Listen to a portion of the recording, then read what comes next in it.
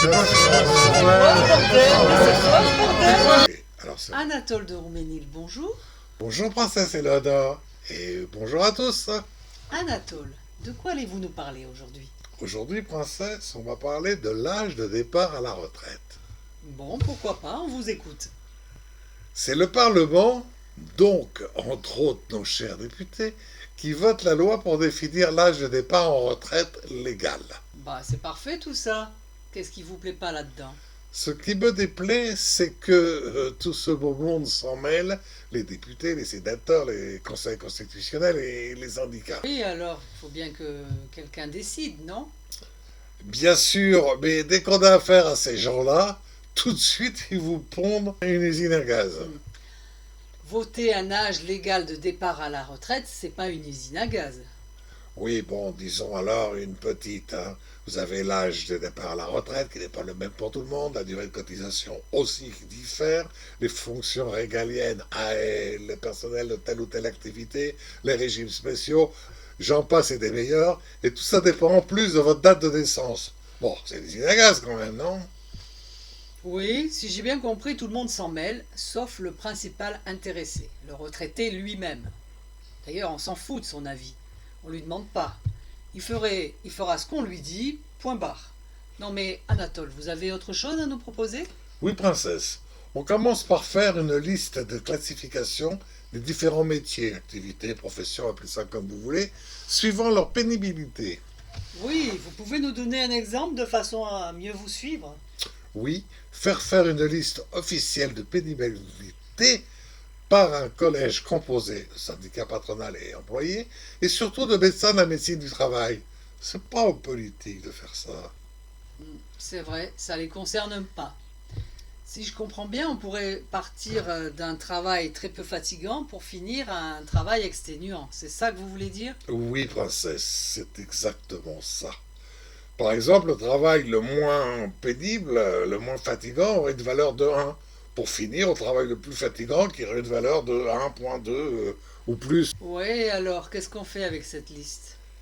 Parallèlement, on détermine le nombre de points nécessaires pour prendre sa retraite, quel que soit son âge. Par exemple, 500 points, hypothèse d'école. Chaque mois, vous serez crédité du point qui correspond au travail que vous avez accompli ce mois-ci. De 1 à 1,2 dans notre exemple. Oui, quelqu'un qui aurait par exemple toujours travaillé dans un bureau arriverait à ses 500 points au bout de 500 mois, soit 41 ans et 8 mois. Oui, Et un peu moins de 35 ans pour quelqu'un qui aurait travaillé dans un métier très très pénible. bien sûr.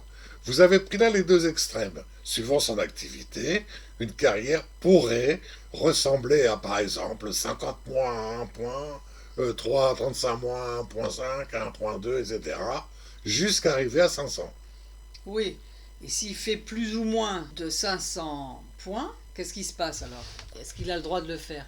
Oui, il a le droit de le faire, mais s'il travaille plus, il touchera plus. S'il travaille moins, il touchera moins. Mais attention, il faut déterminer un seuil où en deçà, il n'a pas le droit à la retraite. Hein. Effectivement, c'est pas la peine de se prendre la tête avec ce problème. On pourrait aussi chaque année, en fonction de l'espérance de vie, revoir le nombre de points.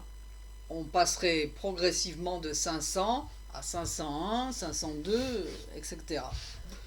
Oui, ce serait très souple.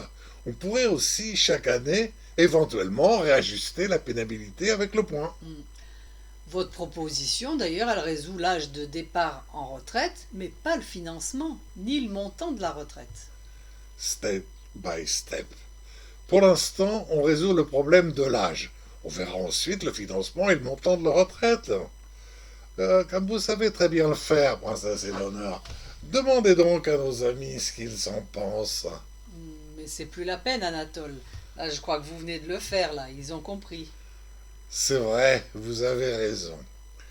En attendant votre réponse et en espérant que tout cela ne vous empêchera pas trop de dormir, je vous dis à très vite pour d'autres incohérences ou propositions de solutions d'ailleurs. À très vite, princesse Eleonore. Ah, encore plus vite, Anatole de Rouménil. Merci de nous dire ce que vous en pensez, de commenter et de partager. Liker et vous abonner nous ferait plaisir. et encouragerai Anatole de Rouménil à vous proposer de nouveaux sujets de réflexion. N'hésitez pas non plus à nous en proposer. Merci et à très vite.